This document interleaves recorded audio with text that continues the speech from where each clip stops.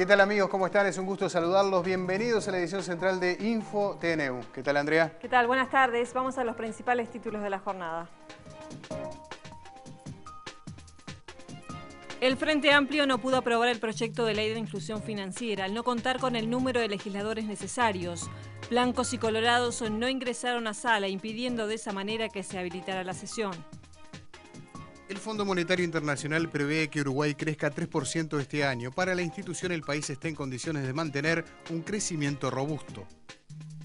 El presidente José Mujica reclamó que no se haga terrorismo ambientalista con el desarrollo de los proyectos mineros en Uruguay. El sindicato del gas suspendió por hoy el suministro de garrafas en todo el país tras la explosión que se produjo días atrás en un depósito en el departamento de Durazno y que dejó a 4 trabajadores en el CTI. Instalarán radares y cámaras en varios puntos de la costa de Montevideo para detectar infractores. También serán utilizados para controlar el flujo del tránsito y evitar los atascos. Ucrania denuncia una invasión de Rusia en Crimea, la única región autónoma de ese país. El técnico de Nacional, Gerardo Peluso, catalogó la actuación de Nacional, que perdió 4-0 ante Newell's, como impresentable. En el espacio cultural, Majo Borges entrevista a Hugo Millán, vestuarista del Ballet del Sodre. La Cámara de Diputados, que había agendado para hoy discutir el proyecto de ley de inclusión financiera, no tuvo los votos necesarios para sesionar. El Frente Amplio no le alcanzaron sus propios votos, los colorados e independientes no dieron votos para levantar el receso y los blancos no ingresaron a sala. Sí, esta decisión enojó a los legisladores del Frente Amplio, que consideran que el Partido Nacional optó por la confrontación en un año electoral. Va a haber una nueva sesión para considerar este proyecto de ley. Se va a aprobar seguramente con los votos del Frente Amplio. El Partido Colorado y el Partido Nacional ya anunciaron que no van a dar sus votos. La sesión parlamentaria especial no se pudo iniciar porque se necesitaban 50 votos para levantar el receso parlamentario. El Frente Amplio contaba con 45 diputados y 5 suplentes, pero estos no podían entrar hasta que no se iniciara la sesión. Los 5 votos que faltaban podían ser blancos o colorados, sin embargo ninguno de los dos estuvieron dispuestos a dar la mayoría. Lamentablemente no hubo número, lo decimos los que venimos de 500 kilómetros y manejamos toda la madrugada. Creo que es lamentable, creo que no debería ser así. La postura de la oposición enojó mucho a legisladores frente amplistas. Lamentablemente, quizás la debilidad del proyecto sea la oportunidad en que lo estamos votando, porque en el marco de una campaña electoral era evidente que era imposible que se pudiera contar con votos de la oposición en la medida que prevalece en el ánimo de la misma la confrontación a partir de la elección nacional. La sesión se iba a realizar ayer, pero como el Partido Nacional realizaría su acto conjunto con todos los precandidatos, se pospuso para este viernes, según Bernini, como gesto de cortesía política. Lo que para nosotros fue una cortesía no haber hecho la sesión ayer a pedido del Partido Nacional, hoy no hubo reciprocidad y hubo una descortesía política por parte del Partido Nacional. El proyecto que se iba a votar es el de inclusión financiera, que pretende fomentar el uso de los medios de pago electrónicos en sustitución de efectivo, establecer que ninguna persona pueda recibir como sueldo o pasividad una cantidad de dinero inferior al 30% del monto nominal una vez deducidos impuestos y contribuciones. Además, para determinadas operaciones, establece un descuento de IVA de 2 puntos. El gobierno prometió cuando asumió en la campaña, o sea, en ¿no? La rebaja del IVA de 2 puntos. Esta se votó en abril del 2012. El gobierno tiene la ley, es solo reglamentarla, y no precisaba una ley de 80 y pico de artículos que mezcla un montón de cosas, que le da un montón de herramientas a favor de los bancos en contra de las cooperativas y que en definitiva entiendo yo que le complica la vida a las pequeñas empresas. Los blancos también votarán en contra del proyecto. En este proyecto de ley hay jugadores que ganan los bancos, se fortalecen, van a manejar la nómina, es decir, van a manejar los sueldos de los trabajadores públicos y privados, un peón rural, una empleada doméstica van a tener que ir al banco hasta cobrar el adelanto de los viernes. A ese grado es la bancarización. ¿Quiénes pierden? Pierden las cooperativas de consumo, las pequeñas cooperativas del interior, las cooperativas de ahorro y crédito, pierde ANDA, pierde toda la red que ha sido de alguna manera la que ha protegido al Uruguay cuando el sistema financiero no anduvo, cuando hubo crisis.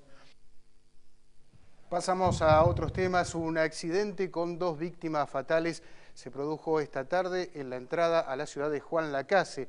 Un ómnibus de la empresa Moldax, sociedad anónima que se dirigía desde Colonia a Montevideo por la Ruta 1, chocó con un auto Ford Fiesta. El ómnibus intentó evitar la colisión realizando una maniobra que casi lo hizo perder la estabilidad y casi volcar, pero no pudo, de todas maneras, el chofer evitar chocar con el auto que salía de la ciudad de Juan Lacase y pretendía cruzar la Ruta 1 sin respetar el cartel de pare que se encuentra allí. Como consecuencia del impacto, el chofer del auto, un hombre de 83 años, perdió la vida en el acto. Su acompañante y esposa de 76 años también falleció en momentos que era trasladada a un centro asistencial de la ciudad de Rosario. Los 42 pasajeros que viajaban en el ómnibus y el chofer resultaron ilesos. En pocos meses quedarán en funcionamiento varias cámaras de video para monitorear el tránsito, las que también controlarán por radar posibles excesos de velocidad u otras infracciones. Algunas de ellas ya han sido colocadas y por ahora solo visualizan, ya que su pleno funcionamiento deberá ser certificado por el LATU.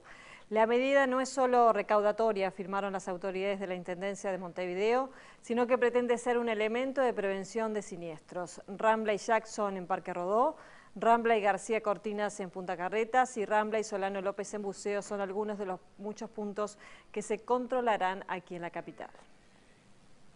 El ministro de Transporte, Enrique Pintado, desmintió que mientras se procesaban las instancias ante la justicia por el caso Pluna, se haya negociado con los empresarios Juan Carlos López Mena y Antonio Calvo nuevas líneas fluviales entre Colonia y Buenos Aires. Pintado dijo que el representante de la empresa que pidió las frecuencias es un ex jerarca del Partido Nacional.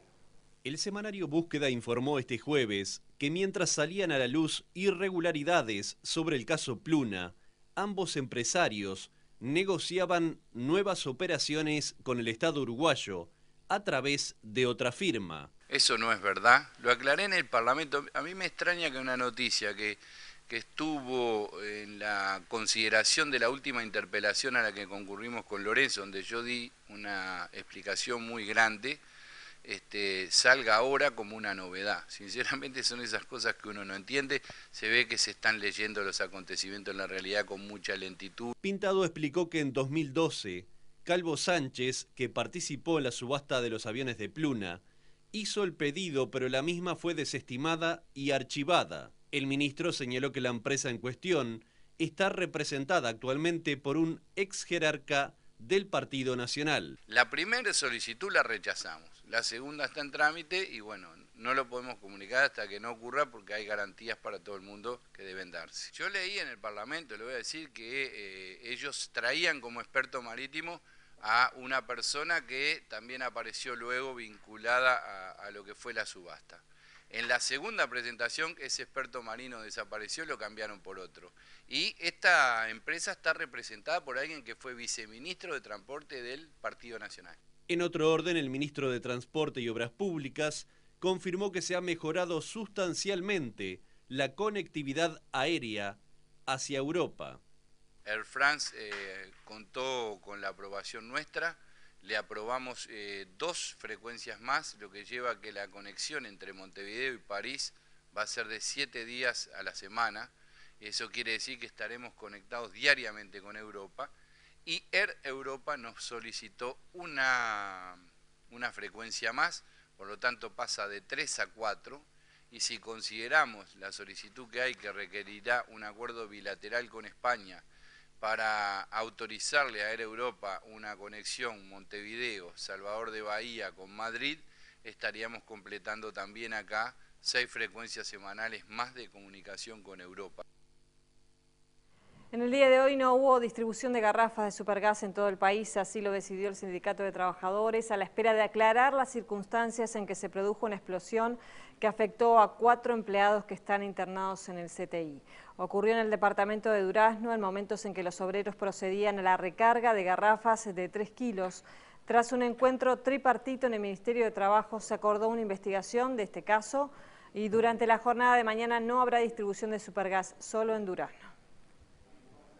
Y precisamente seguimos en tema porque los vecinos de la zona de la planta de gas en Durazno, donde ocurrió el siniestro, piden que se cumpla con las medidas de seguridad. Roberto Vasconcellos nos informa.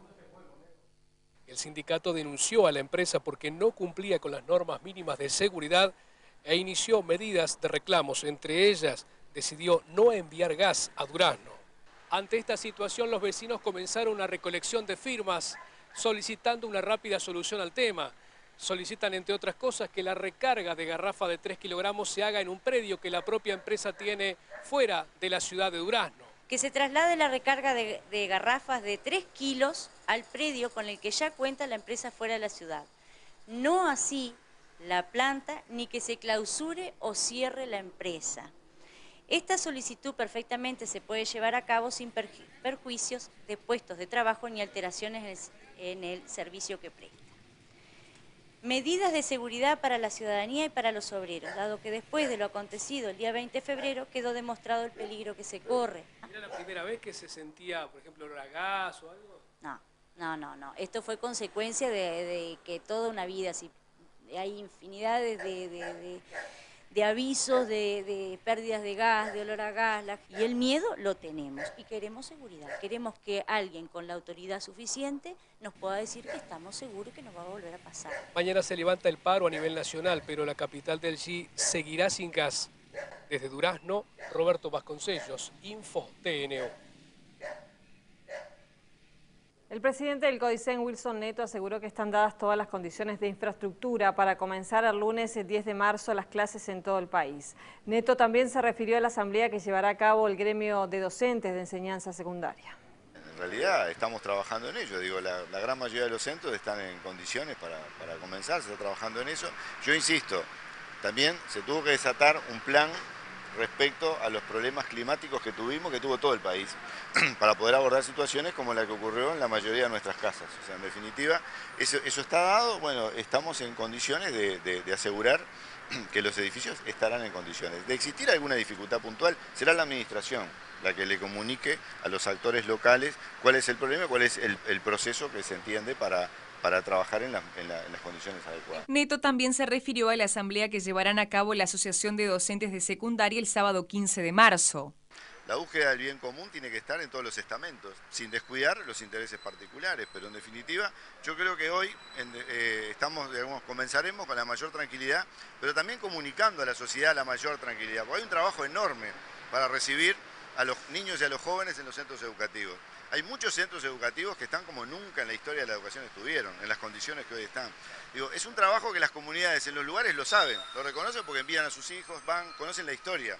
Lo vieron hace 3 años, lo vieron hace 5 años y lo ven hoy. En definitiva, yo creo que no hay mejor comunicación ni observación de la realidad de las personas que cotidianamente hacen uso de los edificios públicos.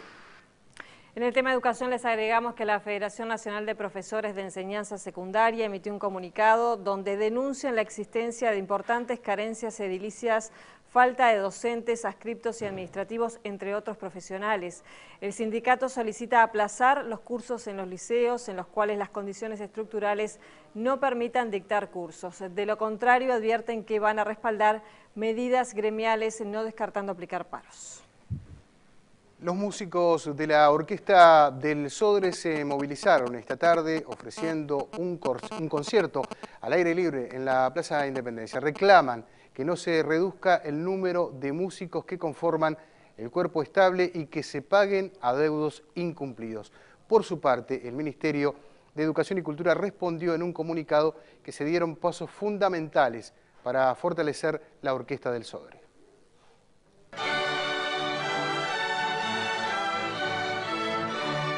No al desmantelamiento ni reducción de la plantilla de 98 músicos.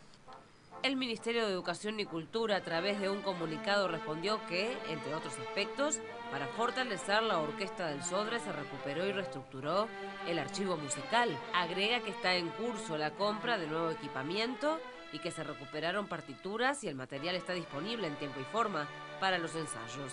Consigna que se avanzó en concursos pendientes, que se designaron 11 artistas, presupuestándose a la orquesta y sumándose a los 44 músicos estables. 26 músicos están con contratos artísticos anuales y 18 son contratados para espectáculos específicos. Sin embargo, existen reivindicaciones. El cuerpo estable de la orquesta son 96 músicos, más para algunas obras se requieren hasta 110, 115 obras. Incluso esta temporada, que es el aniversario de Richard Strauss, donde estaban programadas varias obras de Strauss, llevan una orquesta muy grande de hasta 110, 115 músicos. En el año 2013, informó el Ministerio de Educación y Cultura, todos los músicos que integran la orquesta se desempeñaron en un régimen de trabajo de 2 horas y media efectivas, más 30 minutos de descanso, realizando 174 servicios que incluyen ensayos y actuaciones. La carga horaria varía de acuerdo a los servicios previstos. En 2014 se prevén 139. Según las categorías que van de séptima a primera, el concertino percibe desde 30.900 pesos a 43.800 pesos. Lo que a nosotros nos llama poderosamente la atención es que hay rubros para otras cosas. En primer lugar, para los sueldos estratosféricos que ganan desde el director del auditorio hasta varios asesores y directores artísticos, sueldos de 170.000 pesos, más las producciones de ópera y ballet que están programadas para este año. Una producción de ballet no baja de $400.000. Entonces, es muy bonito, pero los cuerpos estables del Sodre no es solo el Ballet Nacional. Al inicio de la gestión, la asistencia promedio a las actuaciones de la orquesta era de 300 personas. Ahora es de 1.500 espectadores promedio en cada función. Las centrales sindicales de Uruguay y Argentina se reunieron en el día de hoy en Montevideo con el objetivo de aportar ideas para destrabar situaciones que han derivado en pérdidas de fuente de trabajo. Desde la CTA del país vecino se marcó un compromiso de plantear al gobierno de Cristina Fernández la crítica situación. En los últimos tiempos, el enfriamiento de la relación entre los países y medidas tomadas desde Argentina han causado problemas y miles de trabajadores se han visto afectados. Con la mira puesta en ese tema, se concretó la reunión de este viernes entre centrales sindicales. Nosotros estimamos que hay unos 1.000 a 1.500 puestos de trabajo ya, de alguna manera, algunos ya en seguro de paro, algunos en la puerta del seguro de paro, que tienen que ver con los sectores de autopartes, automotriz, con los sectores en algunos casos de cuero ahora se suma el puerto, ¿no? Pronto habrá un nuevo encuentro de estas características, en este caso en Buenos Aires. Desde una de las centrales sindicales del vecino país se plantean propuestas de asociación entre empresas, incluso estatales, buscando nuevas oportunidades de trabajo. Y la única solución que le encontramos es más intercambio, más integración. Queremos ver a YPF trabajando en conjunto con ANCAT.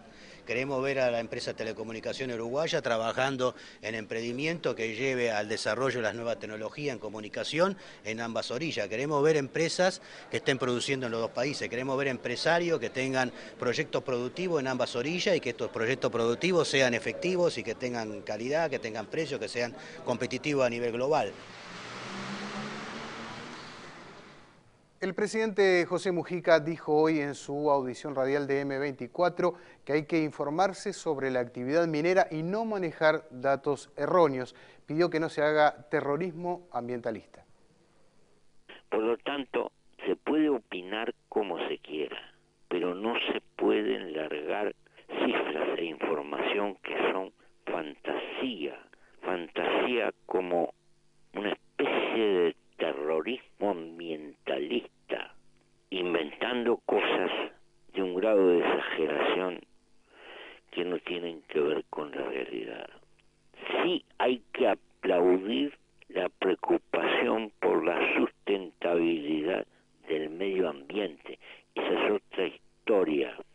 Sí hay que preocuparse por la suerte de la gente que efectivamente puede ser afectada. Y los realmente afectados que puede haber, y es una causa pendiente, son unos 40 a 50 arrendatarios que no pueden quedarse sin suelo para vivir, que son pequeños y medianos productores que ni siquiera son propietarios, porque si fueran propietarios van a tener una compensación que si la quieren usar les permite instalarse florecientemente en otra parte.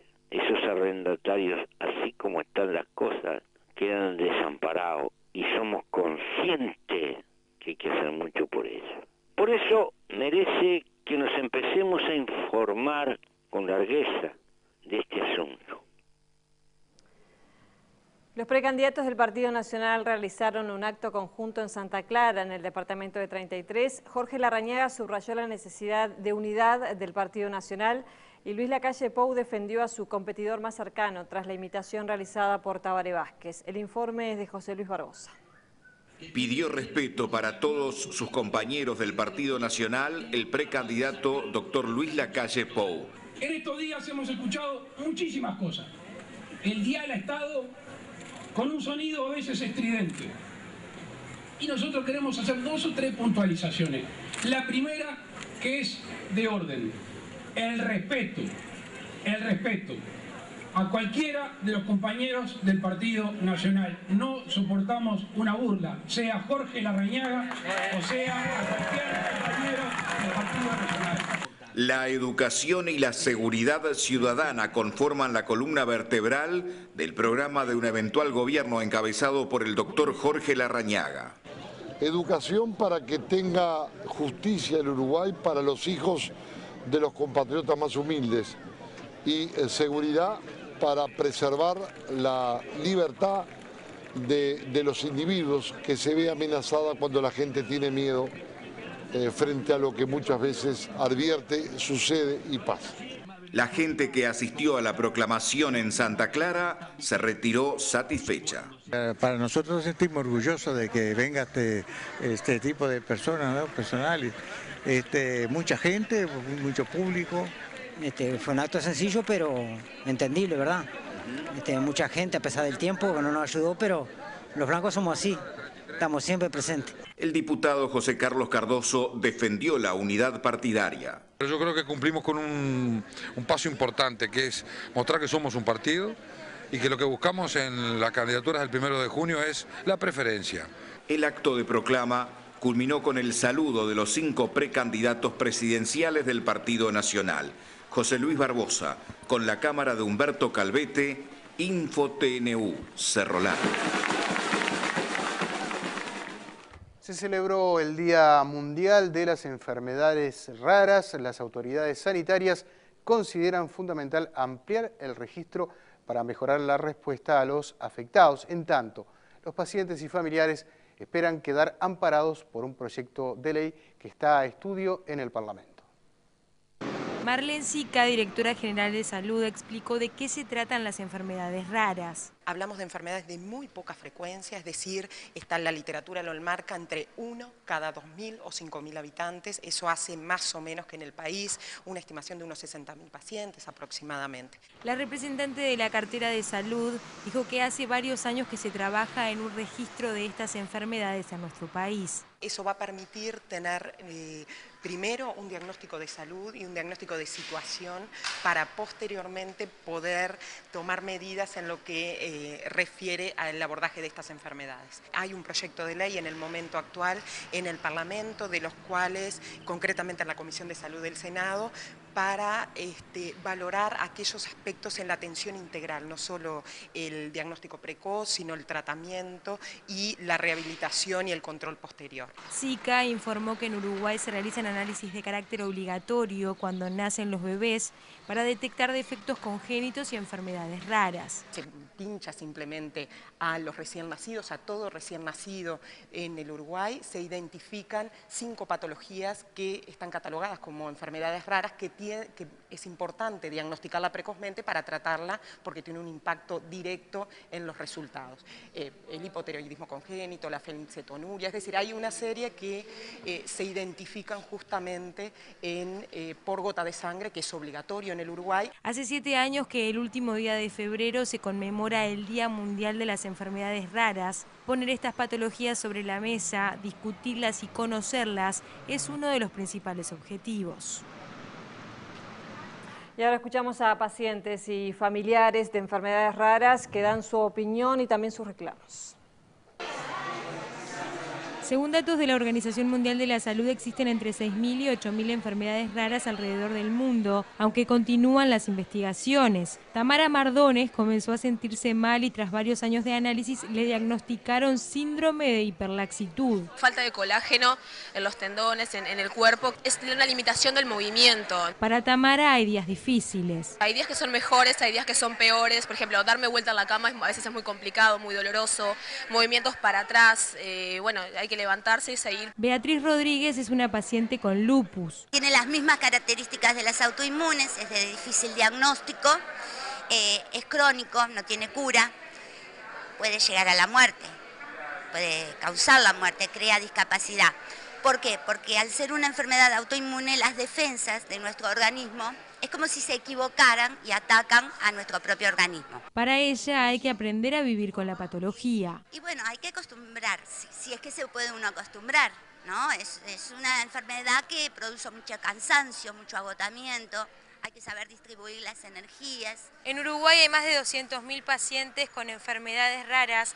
Para ellos es fundamental que se avance en el registro único de estas patologías y que el Parlamento apruebe una ley en la materia. Cifra estimada de 245.000 personas. La ley plantea, además del censo de enfermedades raras, acceso a todos los medicamentos que sean viables, porque hay medicamentos que no existen actualmente en salud pública y en algunas mutualistas sí y en otras no. Los pacientes sostienen que es difícil conseguir la medicación necesaria en Uruguay. Aún estando en mutualista resulta a veces difícil porque existe un problema que se quedan sin medicación. Esta medicación no puede quedarse sin tomar, ¿tá? Porque hace muchísimo mal interrumpirla. Porque no hay muchas cosas en este país para esta patología. Desde las asociaciones civiles concluyeron que hay avances en materia de tratamiento de enfermedades raras, aunque se deben crear centros de referencia y apuntar a la educación para romper con la discriminación.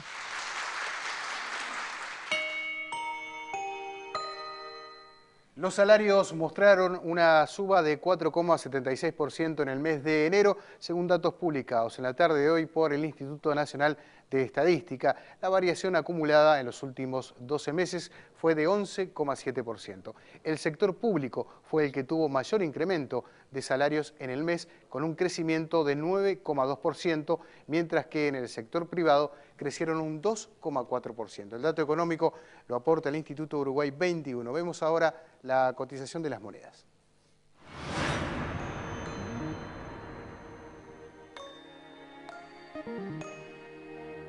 Dólar pizarra en la compra 22 pesos con 20, en la venta 22 con 70. Dólar interbancario 22 con 489. Peso argentino 1.55, 2.55. Real 8.65, 10.15. Euro billete 30.45 y 31.50. Compra y venta respectivamente. La unidad indexada cotiza a 2,7778.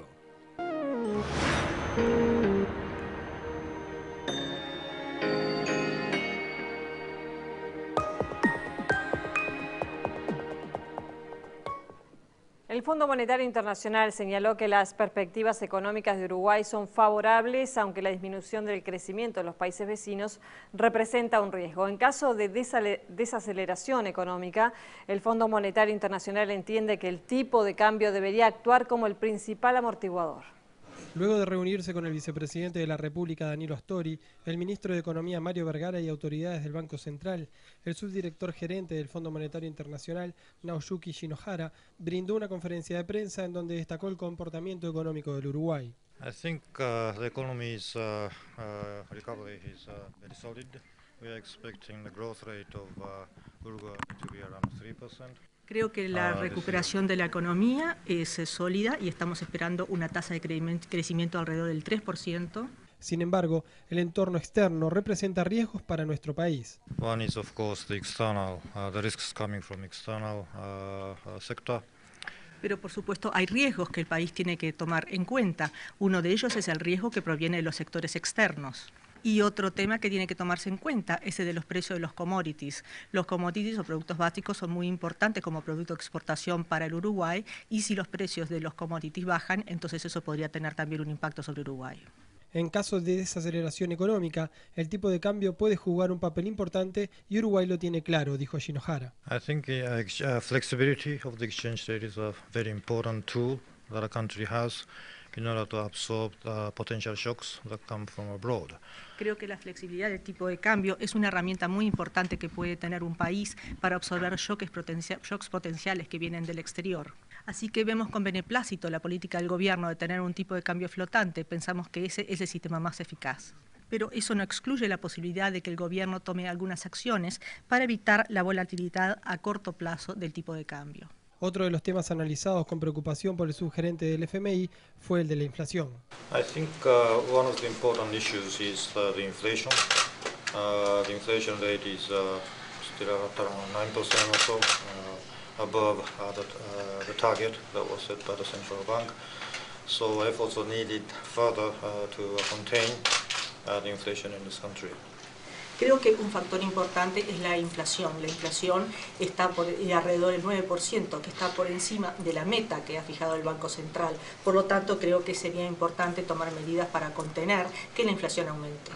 Y además hay algunas medidas estructurales que se pueden tomar y se están tomando. Por ejemplo, la competitividad es un aspecto muy importante. Para eso es necesario seguir mejorando la infraestructura. La educación es otro tema al cual yo sé que ustedes están prestando atención. Por lo tanto, hay diferentes formas en que se puede mejorar la competitividad del país. Sumate al cuidado del medio ambiente. Entrá en antel.com.uy y registrate para recibir tu factura en formato electrónico y participar por importantes premios. Antel. Avanzamos juntos. El canciller de Venezuela, Elías Jagua, está realizando una gira por los países del Mercosur. Ayer, ustedes lo saben, visitó Montevideo y pidió al presidente Mujica que se convoque a la UNASUR para analizar lo que entiende es un intento de golpe de Estado. Jagua descartó que por el momento se pida la mediación del presidente José Mujica. En Venezuela, en tanto, se inició un asueto que durará casi una semana, aunque se mantiene la tensión por las protestas en varias zonas del país. Escuchemos, ¿cuáles Venezuela inició un largo asueto de una semana con el que el presidente Nicolás Maduro busca bajarle la temperatura a las protestas contra el gobierno, aunque en algunas regiones del país se mantenían focos de tensión. El presidente, que ha hecho llamados a la paz, mientras acusa a sus adversarios de ser fascistas empeñados en derrocarlo, decretó jueves y viernes como días no laborables en conmemoración de los fuertes disturbios sociales ocurridos en 1989 y conocidos como el Caracazo. El asueto se sumará al tradicional feriado de carnaval de lunes y martes de la semana próxima, fecha en la que los venezolanos tradicionalmente migran hacia las cálidas playas caribeñas. Y el próximo miércoles está previsto el inicio de varios días de conmemoraciones por el primer año del fallecimiento del líder izquierdista Hugo Chávez, el mentor político de Maduro. La oposición, sin embargo, salió a las calles en las últimas horas. Cientos de manifestantes se mantenían congregados en algunos barrios de la acaudalada zona del este de Caracas, cerrando calles con barricadas de basura, mientras las fuerzas públicas los vigilaban de cerca. La policía antimotenes utilizó gases lacrimógenos para mantener a los manifestantes alejados de las autopistas principales, algo que ha venido ocurriendo en las últimas semanas de protesta. El líder opositor Enrique Capriles dijo en una entrevista con Reuters que las protestas pueden estar bajando su intensidad en Caracas, pero están lejos de terminar. La principal organización opositora del país, la Mesa de la Unidad, a la que pertenece Capriles, se negó a participar en la conferencia por la paz convocada por Maduro, alegando que no se prestaría a un simulacro de diálogo. La región de Crimea es el epicentro de la tensión entre las nuevas autoridades de Ucrania y Rusia, ya que esta mañana fuerzas militares prorrusas tomaron 2 aeropuertos en esa zona. El presidente destituido dijo además en conferencia de prensa en territorio ruso que el nuevo gobierno ucraniano es ilegal. Hombres armados tomaron el control de 2 aeropuertos en la región de Crimea este viernes, en lo que el gobierno nuevo de Ucrania describió como una invasión y ocupación por parte de las fuerzas rusas, lo que aviva la tensión entre Moscú y Occidente. Esa tensión se centra en la península del Mar Negro, en Crimea, la única región de Ucrania que tiene una mayoría de etnia rusa, tiene un estatus político especial y es el último bastión importante de resistencia al derrocamiento de Víktor Yanukovych como presidente hace una semana. El ministro del Interior del nuevo gobierno proeuropeo de la capital Kiev dijo que los rusos han realizado varias acciones en Crimea. Se apoderaron de un aeropuerto militar cerca del puerto de Sebastopol donde la flota rusa del Mar Negro tiene una base y además otras fuerzas también rusas, en principio, habrían tomado el control del aeropuerto internacional de Simferopol. Yanukovych, que se mantiene firme diciendo que es el presidente legítimo, se presentó este viernes ante la prensa en la ciudad rusa de Rostov-on-Don, aunque el mandatario Vladimir Putin no ha confirmado si Moscú albergará al ex líder que está requerido por las nuevas autoridades ucranianas. Estados Unidos ha dicho a Rusia que demuestre en los próximos días que es sincera respecto a su promesa de no intervenir en Ucrania, diciendo que usar la fuerza sería un grave error. Sin embargo, las fuerzas militares rusas en la frontera con Ucrania están en estado de alerta máxima.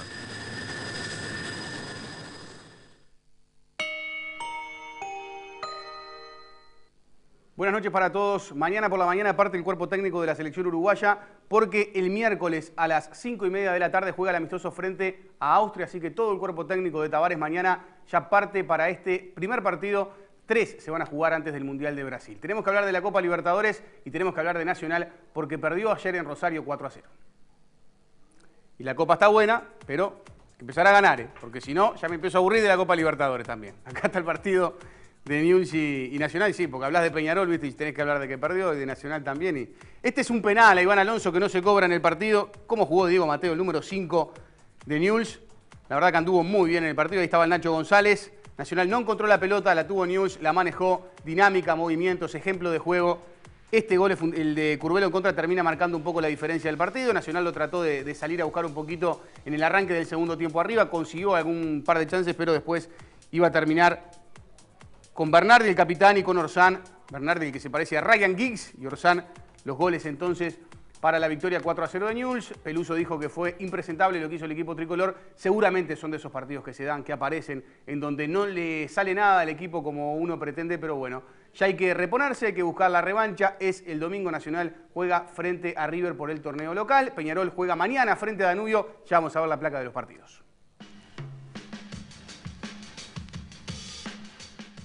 Se juega el fin de semana la quinta fecha del torneo clausura. El sábado, en el estadio Casto Martínez a las 5:30 de la tarde, Sudamérica será local frente a Cerro Largo. En el Parque Roberto a la misma hora, Racing recibe a Cerro. En el complejo Rentistas, el local recibe a Juventud. Y en Jardines del Hipódromo a las 5:30 de la tarde, Danubio Peñarol. El partidazo del sábado que se juega en Maronias. El domingo, en el Viera, por la mañana, los dos punteros. Wander frente a Fénix. Por la tarde a las 5:30. En el Estadio Campeones Olímpicos, el Tanque Sibley frente a Liverpool. En el Estadio Francini, también 5:30 de la tarde, Defensor Sporting frente a Miramar Misiones. Y a las 20:30 en el Estadio Centenario, cierran la fecha River Plate frente a Nacional.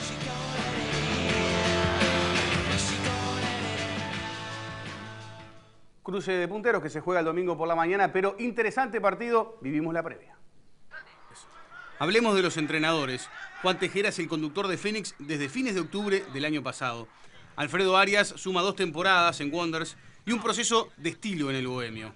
Lo primero entonces es saber contra quién se juega. Contra un equipo que trata muy bien la pelota, que tiene buenos jugadores. Porque Fénix viene muy bien y no es de ahora, ya viene del campeonato anterior muy bien. Es un equipo que está bien, que está afinado, tiene buena técnica, mucha dinámica. Insiste Tejera y destaca el proceso en continuidad del técnico Arias. No es una sorpresa porque ya lo está remarcando campeonato a campeonato desde que está Arias en la dirección técnica. El momento de los dos equipos conduce a la clásica respuesta de previa. Es un partido dificilísimo. El estilo propio es prioridad e inamovible más allá del rival. Y nosotros vamos a jugar a lo mismo que jugamos siempre. Así aparece la confianza de haber materializado una idea en donde no hay misterios ni especulaciones. ¿Equipo definido? Sí, Cristóforo, Mauricio Gómez, Gastón Bueno, Martín Díaz y Macio Olivera, Santiago Martínez, Guzmán Pereira, Matías Santos, Rodrigo Pastorini, Gastón Rodríguez y el Chapa Blanco. Enfrente está Fénix, en plena búsqueda y dedicación, intentando que la presión ande del otro lado de la balanza. Se desprende del sobrenombre Sensación. Sí, eso de sensaciones se lo dejamos más para ellos. Nosotros venimos haciendo nuestro trabajo lo mejor posible. Obviamente ellos vienen siendo la sensación por la cantidad de goles que han marcado. Wanderers y Fénix, ambos equipos tienen 10 puntos en el arranque del torneo clausura. Ganaron 3 partidos de 4 jugados y empataron el otro. 12 goles a favor para Wanderers, 10 para Fénix. 5 goles en contra para Wanderers y 3 recibió Fénix. O sea que además tienen el mismo saldo de goles. Los jugadores analizan sobre el estudio del rival. De mitad hacia adelante juegan muy rápido, tienen muy buenos jugadores en el ataque y capaz que la parte más débil es sobre todo la defensa. Sabemos que es un equipo compacto, que defiende muy bien, que de contragolpe puede ser letal y bueno, tenemos que tomar las medidas suficientes como para contrarrestar eso y para nuestro juego. Wanderers le ganó a Cerro Largo, Juventud y empató con Liverpool. Fénix le ganó al Tanque, Sudamérica, Racing y empató con Defensor Sporting. Ayer compartimos una nota con Fernando Sobral que hablaba de todo lo que está viviendo la Asociación Uruguaya de Fútbol, este momento, estas idas y vueltas. Wanderers envió una carta al presidente Bauzá. Al final de la carta habla de que la intención es que siga hasta junio su mandato del Ejecutivo, pero igualmente critica a todo el Ejecutivo y lo que han realizado en los últimos tiempos para la asociación. Vamos a hablar del tema de las entradas, porque también hablamos de eso con Fernando Sobral. Si usted quiere una entrada para el Mundial de Brasil, ¿lo puede conseguir? Está complicada la cosa, mirá.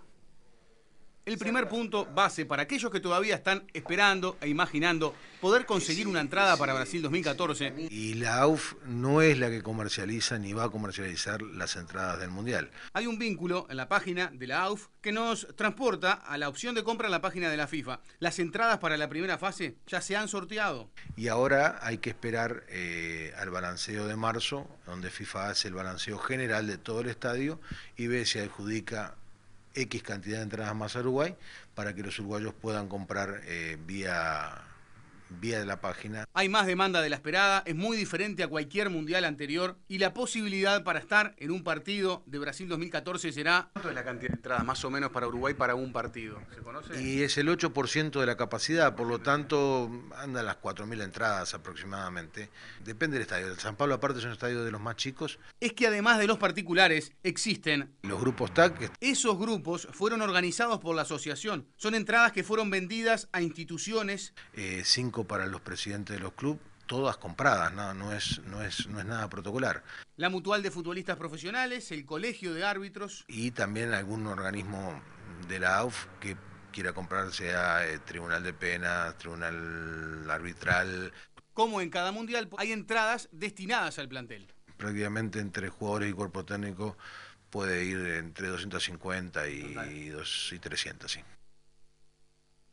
En conclusión, si usted quiere una entrada para el Mundial, tiene que esperar a marzo, a ver si la FIFA abre una posibilidad de inscripción para un nuevo sorteo, y si no, comprarla a través de una agencia, que en realidad no todas las agencias están habilitadas para vender entradas, pero esto no se puede decir, pero hay que decirlo. Algunas agencias le han comprado las entradas a los clubes porque los clubes las han comprado la AUF y después las han vendido a las agencias para sacar una diferencia. Algunos clubes han llegado a sacar hasta $10.000 por las entradas de la AUF. Como todos los viernes, la agenda de los mejores partidos del fin de semana. Arrancamos en el fútbol inglés. El sábado a las 13 horas, Chelsea, el líder de la Premier, visita a Fulham. Mismo día, mismo horario para la visita del Arsenal a Stoke City. El sábado a las 15:30, atención, el Liverpool de Suárez será visitante frente al Southampton de Gastón Ramírez. 27 fechas se llevan jugadas en Inglaterra. El Chelsea es puntero a 1 punto del Arsenal y a 4 está el Liverpool. Fútbol italiano, se va a jugar la fecha número 26. El sábado, 17:45, Roma frente a Inter. El domingo juega el puntero, 17:45, partidazo. Milan-Juventus, misma hora para el partido entre Fiorentina y Lazio. Fútbol español, también se va a jugar la fecha número 26. El domingo, atención, hay que anotarlo 14 horas, el Clásico de Madrid. Atlético frente a Real Madrid. El domingo a las 6 de la tarde, Barcelona frente a Almería. Terminamos con el fútbol argentino. Se juega la 5ª fecha del torneo final el fin de semana. Recomendamos el sábado a las 7 de la tarde, Vélez frente a Boca. El domingo, 19:15, River frente a San Lorenzo. Y a las 22:30 el domingo, Estudiantes Newell's. Godoy, Colón, Estudiantes y San Lorenzo son los punteros en el torneo final de Argentina.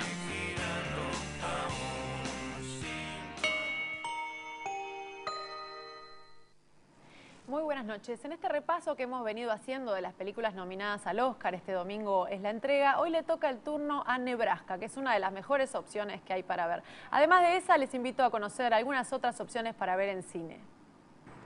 So you told the sheriff that you were walking to Nebraska. Una de las mejores producciones de las nominadas al Oscar se estrenó en los cines nacionales. Se trata de Nebraska, nueva película de Alexander Payne, director de films como Entre Copas, Los Descendientes o Las Confesiones del Sr. Smith. Nebraska es una película de carretera que cuenta la historia de un padre obstinado en cobrar un dinero que supone que ganó y un hijo que se ve obligado a acompañarlo en el viaje.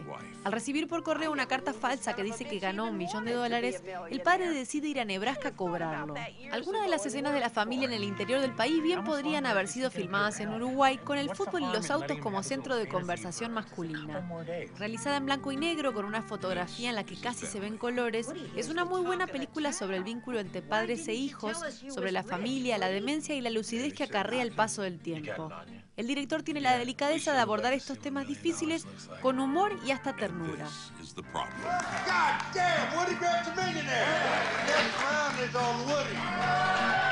Científico ganador del Premio Nobel, un explorador reconocido mundialmente y medallista olímpico en salto de longitud y en decatlón. ¿Seguro de que puede enfrentar todos los retos de criar a un niño humano? Con todo lo que he logrado, ¿qué tan difícil puede ser eso para mí? Una buena opción para niños es Las aventuras de Peabody y Sherman. El perro más inteligente del mundo decide adoptar un niño. Lo más extraño no es eso, sino que utilizan su máquina del tiempo para vivir aventuras históricas. Todo va bien hasta que algunos de los hechos que viven modifican eventos importantes para el mundo y entre cuestiones científicas e históricas se pone en riesgo algo fundamental, su capacidad de ser un buen padre. Soy la princesa Hatshepsut, la hermosa flor del Nilo. Si crees que vamos a dejarte aquí, ni lo pienses, ni lo digas. No entendí.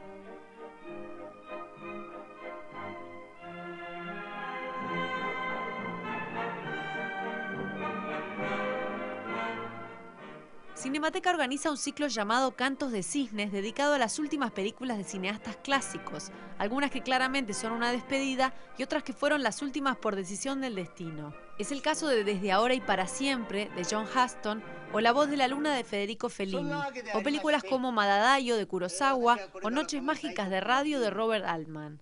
En www.cinemateca.org.uy se puede conocer el calendario completo.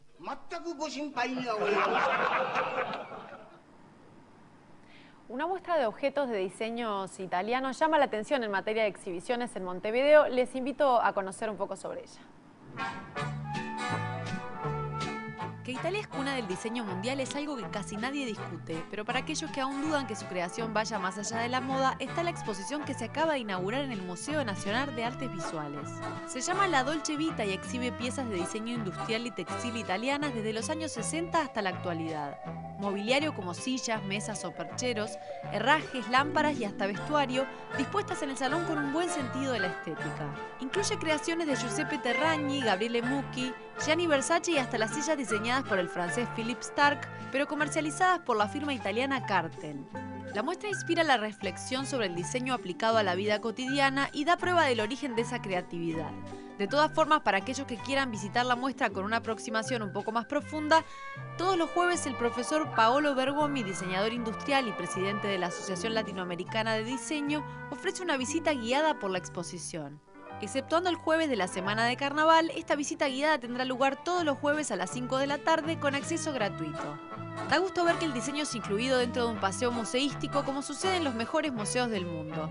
La muestra La Dolce Vita permanecerá abierta hasta el 27 de abril en el Museo Nacional de Artes Visuales, que funciona de martes a domingos de 14 a 19 horas.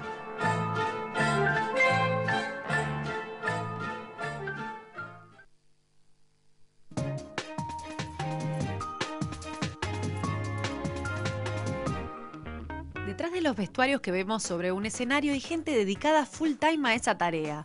Hugo Millán es diseñador, vestuarista, ilustrador y docente. Fue el responsable de que el Ballet del Sodre tuviera un vestuario propio cuando produjeron El Lago de los Cisnes. Y ahora, por segunda vez, el ballet tendrá vestuario y escenografía diseñada por él cuando se estrene El Corsario en el mes de abril. En Carnaval diseñó el vestuario de murgas como Curtidores de Hongos o La Margarita. Para hablar del oficio de vestir el arte, de la imaginación y el proceso de trabajo para una gran producción, está con nosotros esta noche Hugo Millán. Muy bien, Hugo, muchas gracias por estar con nosotros. Bienvenido. Gracias, a ti. Suena como muy lógico y muy normal esto de tener vestuario propio, pero no ha sido tan frecuente en el Sodre, ¿verdad? No, de repente sí la gente piensa que es normal, que debe haber un gran depósito o se recurre cuando precisas a las cosas, pero no. O sea, normalmente se va haciendo un acervo, pero el Sodre ha tenido mucho tiempo sin generar esa producción, entonces el acervo como que se está renovando y haciendo de vuelta. ¿Y la forma de tener vestuario era alquilar? Alquilar, sí. Lo que estaban haciendo estas producciones en esta etapa, se alquilan la escenografía y el vestuario en el exterior. Y con esto lo que se está logrando es ese acervo. Te digo que, o sea, si mañana tú querés adelantar una programación o querés proyectar, no estás dependiendo de alquilarlo, lo tenés propio y también es un tema de costos, ¿no? Claro. ¿Cuál es el proceso para crear y diseñar y coser un vestuario de una obra como El Corsario, por ejemplo? Y bueno, primero empieza por la concepción, ¿no? O sea, generalmente el que tiene la palabra es el director artístico y el vínculo con el coreógrafo y la obra propiamente dicha.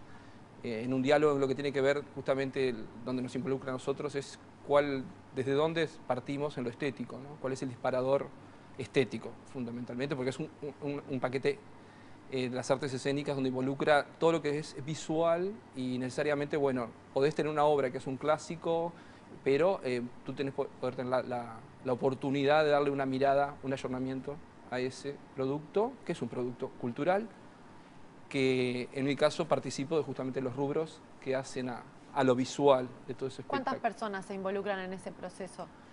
Y tenés talleres diversos, ¿no? Porque cuando vemos escenografía no es solamente escenografía en lo que tiene que ver con la caja escénica, sino también con todos los objetos que se vinculan y se mueven dentro de esa caja.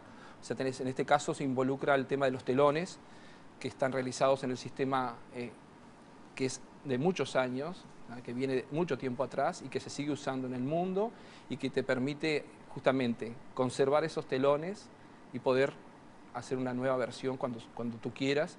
Y eso involucra también todo el mundo de la utilería, de los objetos, todo lo que hace una escenografía o algo que se mueve en el escenario, el vestuario, que también el vestuario se involucra con los objetos, que tiene que ver con los tocados, los sombreros, los accesorios, el maquillaje. ¿Ese oficio tiene una historia en Uruguay? ¿Las vestuaristas, los costureros? ¿Hay oficio para tanta demanda? O sea, son oficios que, como muchos en el país, se fueron perdiendo, ¿no? Hubo un gran momento en que los oficios, el artesano, ¿no?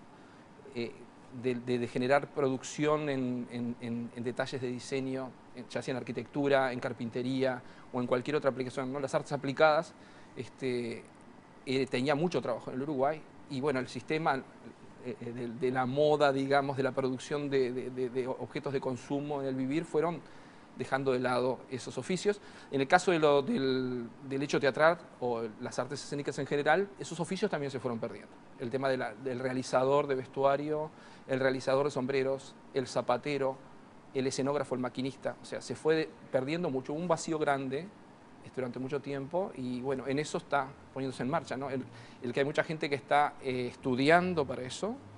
De hecho, la Escuela de Arte Dramático forma diseñadores teatrales. Y bueno, esa gente ya está en el medio trabajando. De hecho, en el SODRE también hay mucha gente vinculada al teatro, trabajando en todas las áreas. Y formando y aprendiendo, porque, o sea, tú podés aprender un oficio, pero esto es específico para un producto como el ballet, por ejemplo. Claro. Donde tiene sus secretos y sus exigencias. Porque, por ejemplo, un vestuario para ballet es un vestuario técnico. Más allá de que sea bello y de que sea algo estético, algo que va a formar parte de lo visual, tiene que ser técnico también. Sí, yo quería preguntarte cómo es eso de diseñar algo para el movimiento de un bailarín. No es lo mismo para un actor que para alguien que se está moviendo constantemente. Sí, eso no es lo mismo. Fue uno de los desafíos el año pasado con el Lago de los Cisnes, que para mí fue como empezar de cero. O sea, cosas que tú dabas por hecho y no eran así. O sea, desde cómo diseñás, concebís una forma de la continuidad de una línea, por ejemplo, en un molde, y no funciona en ballet, porque justamente lo que tú decís, lo que tiene que ver con la gestualidad del cuerpo, con el movimiento, con la rapidez o con el vínculo con otro ser humano también, ¿no? Porque en las coreografías los vínculos también hacen que el vestuario tenga que tener en cuenta eso. No es fácil, es hermoso y muy divertido. ¿Cuánto tiempo lleva, por ejemplo, hacer un tutú de los que usan las bailarinas? Un tutú de cero y terminado lleva 10 días. Pero claro, pensamos que se hace en serie, ¿no? O sea, Claro. tú empezás tiene muchas partes el tutú que se empiezan a seriar. Entonces, no es, pero si tú haces uno de cero y te dedicas a Y hay que hacerlo importar solo a las él. telas, ¿no? Exacto, tiene componentes que está todo hecho, comprado acá. Todo el material se compró acá y salvo algunas cosas que busco importar, por ejemplo, como el tul. El tul para el tutú, el tul que encontrás en el mercado no sirve, tiene que ver con una estructura específica que hace la resistencia en la técnica del armado. Porque no tiene ningún fleje, no tiene nada en su soporte, se autosoporta. Y en ese sentido, ¿cuál es la diferencia de tu trabajo ahora para el ballet y tu trabajo para el carnaval? Bueno, el metraje de tela es un... No, tenemos gestualidades distintas, como te decía, ¿no? Uno es un fenómeno, digamos, que tiene un uso, es un espectáculo que todas las noches tiene un uso extremo, donde tiene que ser de alto impacto, donde lo que importa es el canto, la voz, y no la gestualidad del cuerpo. Es otro producto, no tiene nada que ver. Y los materiales también tienen que apuntar a otra resistencia. Son trabajos, material que se usa todo el año, muchos trabajos, muchos grupos usan todo el año eso. Y hay un tema del volumen. El volumen en teatro y en carnaval son diferentes. El carnaval tiene una cercanía a lo que era el teatro griego, la distancia. O sea, Claro. todos los volúmenes son a ver de lejos. En el ballet tú ves de lejos, pero lo que tenés que potenciar es el valor que tiene el trabajo del cuerpo, la gestualidad del bailarín, la técnica. ¿Y qué te inspirás a la hora de diseñar? Ya no de coser y todo el otro proceso, a la hora de diseñar, de dibujar y crear lo que va a ser el vestuario, ya sea de carnaval o el de ballet. Y realmente los disparadores son temáticos también, ¿no? O sea, tú tenés un tema, que es el que te convoca, y bueno, manejás disparadores conceptuales que y te llevan a caminos estéticos. Decís, bueno, en este caso es el corsario. Es una historia del siglo XIX, XVIII, esas historias, ¿no? de aventuras y esa visión europea sobre el mundo exótico de Oriente y lo que es un pirata, lo que es el bucanero, lo que es el corsario, lo que son el mundo de las odaliscas, el mundo de los payá. Lo exótico visto por el ojo occidental, ¿no? Y bueno, ese es el disparador. Entonces de ahí me fui a inspirarme, por ejemplo, en lo estético que tiene que ver con esa cosa rica de Oriente y de trabajo ornamental, en Gaudí por un lado y con Klimt por otro. No es que estén presentes, pero son la fuente como para ir a lo conceptual desde el color, el material, las formas, por ese lado. Bien, ya estamos terminando, pero para finalizar quería que me dijeras, ¿se puede enseñar, tú sos docente de la OR, ¿se puede enseñar algo tan estético y tan creativo? Sí, yo tengo dos rubros en enseñanza. Uno es lo que es el diseño de moda, ¿no? Que es el que tú decís en OR, y el otro es en lo que tiene que ver con la teatral, las artes escénicas. Los mecanismos tienen un punto de encuentro. Tú puedes entrenar en una metodología, pero hay una parte que depende solo de ti. Solo tú podés hacer eso, y que tiene que ver con enamorarte de lo que estás haciendo y de saber que toda la vida vas a estar investigando y corriendo y enamorarte. Sobre todo enamorarte son trabajos muy lindos y si no pones pasión, si no te enamorás, no funciona. No pasa nada. Hugo, muchísimas gracias por haber estado con nosotros. Les recuerdo que Hugo Millán es vestuarista. En este caso el resultado de lo que hace lo van a ver en el Corsario, que se va a estar estrenando el 3 de marzo, del 3 al 17 de abril, perdón, en el Auditorio del Sodre, y ya están las entradas a la venta. Nosotros continuamos con InfoTNU.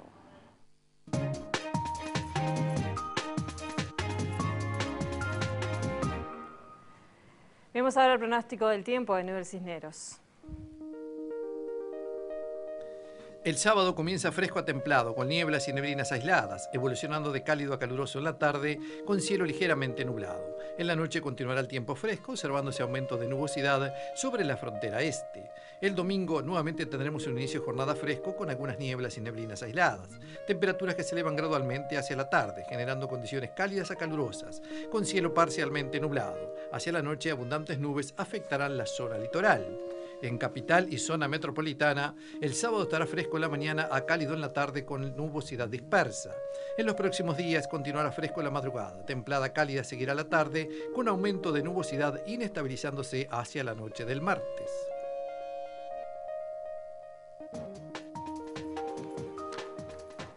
Amigos, a partir de la medianoche del sábado aumenta el precio del boleto suburbano e interdepartamental. Sí, hace algunos minutos el Ministerio de Transporte dio las cifras: 5,5% para los servicios suburbanos y 4,17% para los interdepartamentales. Nos vamos, buen fin de semana. Hasta el lunes.